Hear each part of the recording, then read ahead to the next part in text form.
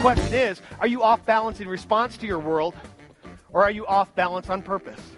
Deliberate, intentional, and connected to a sense of meaning.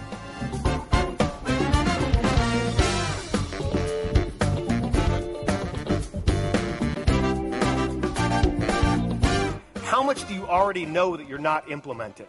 I want to challenge you to stretch your ability to take action on the things you learn and the things that you already know that you might not be doing to the extent and the ability that you are capable of.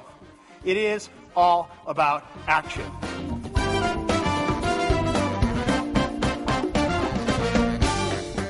If you are serious about using this conference as a catalyst for your transformation, personally or professionally, often we need to make that promise. Voice those intentions before you have the plan all figured out.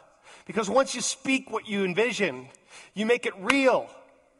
And you'll find new energy and new commitment inside you. And new resources around you, and the people you surround yourself with, and the sessions you will attend. See, when you know you're good, you start to feel pretty proud of what you can do. I mean, check this out. Pretty good, huh? But that sets up another challenge. If I'm so proud of what I can already do at this level, where I'm already performing, then what might happen next? What's the danger in that, huh? Yes, I don't see the next thing that flies at me from a new direction. And even if I do, it's too late. I'm reacting. I turn around, well, there's another one right behind it. Or maybe two at once. Or quite possibly a whole bunch. Oh, yeah.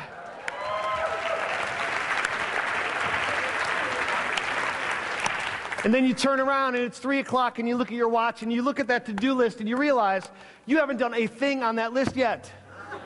Are you with me? Now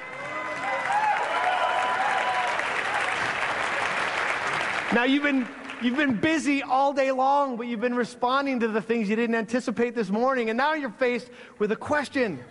Do you start working on the list? Or do you first take the time to stop and write down everything you have done so you can check that off, because that feels good. Yeah. You see that? They fall really slow. Yeah. You can take your time. You're like, oh, this one goes here. That one goes here. Yeah. It's almost like learning in slow motion, Anita, which is why we're not using scarves. Okay. See,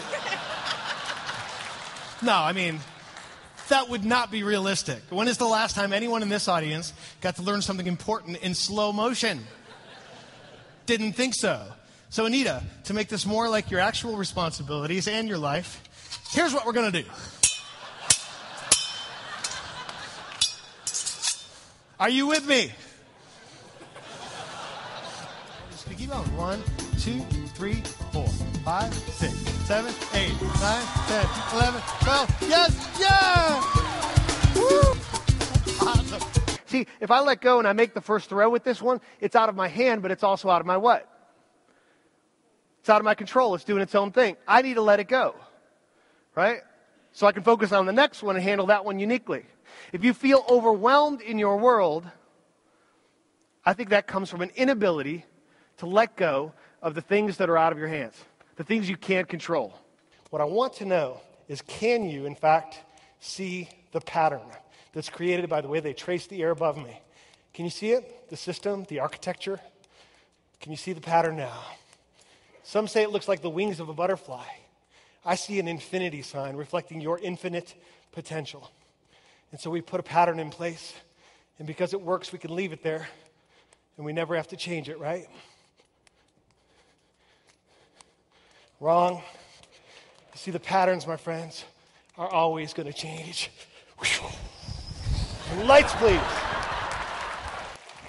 If you live your life thinking you're finally going to get to a certain level where you have peace and contentment, you will be forever frustrated.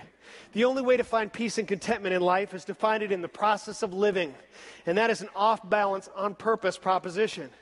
It means taking the stage with a little bit of uncertainty, pushing yourself to your limits. It means making new connections along the way, as we have done, and allowing that to pull out our greatest strengths. It means taking chances and making mistakes and picking up from the drops and recovering with new knowledge. And if you approach your life that way, you will be rewarded, because you never know who's in your audience. You never know who's out there, who's watching you, who says, wow, that was amazing. I'm going to help that person. going to help you. Or maybe it's someone you touch who goes on to help someone else that you don't even know about. And your actions create these ripple effects that go on and on.